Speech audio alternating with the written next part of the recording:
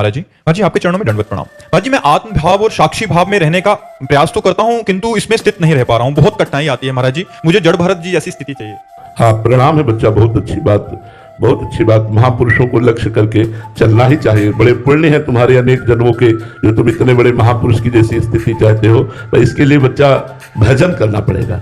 जड़ भरत जी तब बने, पहले भरत जी के जीवन चरित्र को देखिए कि उन्होंने भगवान के लिए अपनी रानियों को, अपने पुत्र को, चक्रवर्ती सम्राट पद को त्याग कर गंडकी नदी के किनारे बड़ा कष्ट सहते हुए भगवान का नाम जप करते थे, भगवान के भजन में रहते थे।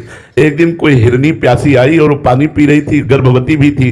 पीछे से सिंह की दहाड़ आई, वो भयभीत हिरनी छलांग मारी तो उसके योनि द्वार से उसका गर्भ स्रवित होकर के जल में गिर गया। अब दयालु भरत जी उस समय गंडकी नदी में खड़े जप कर रहे थे। उन्होंने देखा इसका तो कोई आश्रय नहीं है, हिरनी उस पार गिरी और मर गई, ये बच्चा तो मर जाएगा। दौड़ करके जल से उठा लिया और उसको अपनी कुटिया ले आए और धीरे धीरे उसको दुलार करने लगे। 2-4 दिन में छोड़ देना चाहिए, लेकिन ममत्व हो गया, भय लग गया।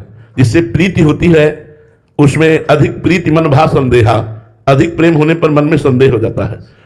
उनको लगा कि मैं छोड़ दूं, कहीं भेड़िया खा जाए, कहीं कुछ कुत्ते खा जाए, कहीं कोई जीव खा जाए। इसलिए अपने पास इतना प्यार हो गया कि धीरे धीरे भगवान का भजन छूट गया और हिरण का चिंतन हुआ। इतनी आसक्ति हो गई कि अंतिम समय हिरण का चिंतन करते हुए प्राण त्यागा, तो अगला जन्म हिरण का पाया। अब उन्हें होश आया कि एक हिरण की आसक्ति में मैं चक्रवर्ती सम्राट पद जिन प्रभु के लिए छोड़ा, वो हिरण की आसक्ति से हिरण बन गया।